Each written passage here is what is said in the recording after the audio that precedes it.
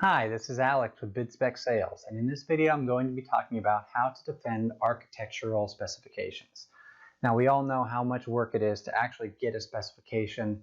It requires lunch and learns and calls and emails and all sorts of work to actually get in the spec, whether you're the only person listed in the spec or your company is one of many in the spec.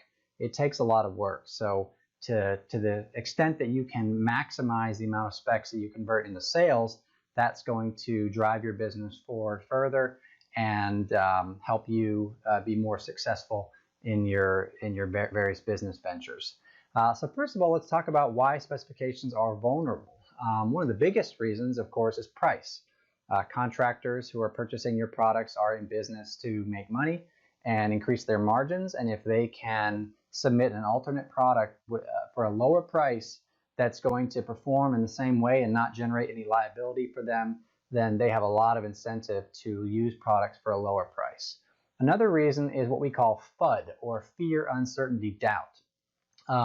If it's a newer product or the contractor or other purchasing entity doesn't really understand the product, doesn't know it, hasn't worked with it before, they might say, hey, even though this product is going to cost me less, I don't know what hurdles or what obstacles it's going to present, and it's not worth it to me to save that amount of money for a lot of unknowns. So that FUD can be a really big factor. Next is the value of your product is just not fully understood. So be it the same price and accounting for a number of other variables, if they don't understand that for that particular application that it's going to be a better fit, whether it be the architect, if they get a submittal and they say, yeah, these all look exactly the same, I'm gonna approve this one, even if it has better advantages for a variety of reasons that's going to service the ultimate customer, which is the owner of that building, better, then they're going to use another product for a variety of different reasons. So how do we protect the spec? We have a couple suggestions how to do that. So first of all is to really know your competitors. Now that goes without saying. Whenever you're in business, you want to understand who you're up against. But often companies think that because they're in the spec, it doesn't really matter. Even if they're the only company listed in a spec, that it's an unassailable spec and that no one can go after it. So understand your competitors' drawbacks. Of course, that indirectly refers to what your advantages would be. Perhaps code compliance that they don't have, perhaps certain approvals or standards that they don't comply with, or conversely, approvals or standards that you do have and you do comply with. Maybe they comply with a given standard, but they haven't spent the money to get that ASTM standard or IATMO standard or ISO standard, and you have that advantage. So that's something really important to make sure you understand that difference. So when you do have to try to defend it in front of the architect or the owner or whoever else, you're going to be armed with that information and you understand the nuances of your competitor. This is not a process of bad-mouthing your competitor. It's simply a way to understand the fact-based benefits and why those may or may not be important to an owner or other stakeholder in the project. Next is you want to give architects as many tools as they can to defend your product. Now, an architect who specified your product is not one of your salespeople. They are busy. They want to have a successful project. They want to have a happy owner, and they want to move on to the next project. So they're not going to necessarily jump through hoops to get your product utilized. There, of course, can even be a conflict of interest if they're overly incentivized to do that. So their job is to make sure that the owner has the best product for the best finished product for the best price.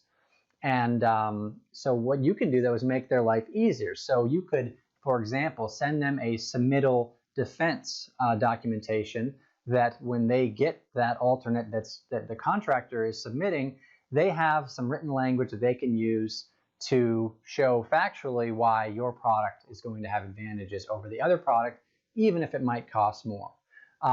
You can be providing them with infographics, reports, other information that makes it very, very clear as to why your product is better for that particular application.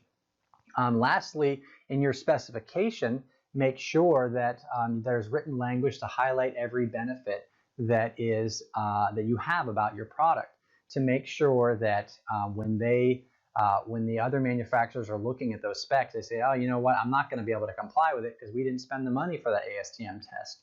And when it comes down to it, you might have your competitors also listed in the spec as a name, but they might not comply with other language in there, and you can point that out when it comes to the submittal phase.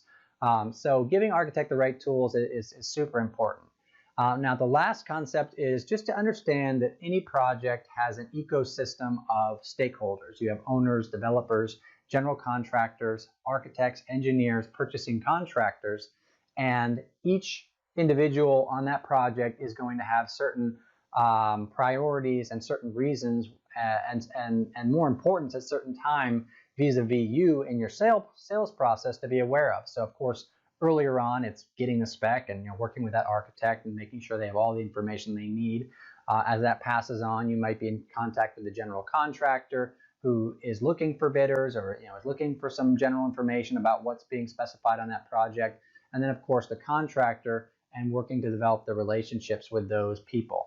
Now at BidSpec Sales, we make a software built on the Salesforce platform that allows you to manage all these key players and set fields and other information so you can kind of see in a given project where you are at with each person and how to improve the relationship and improve your likelihood of a sale at a given point. We also do, we have email tools that allow you to nurture these various people at given points as well. So these are all tools that you can use, but bottom line is it's not just one person on a project that's making a final decision, and you need to be aware of all those different people and who's important at what stage. That's a little overview of how to protect the spec. If you like what you see, please subscribe. If you would like to talk more about what we do at BidSpec Sales, please feel free to schedule a call on the calendar, and we look forward to seeing you later.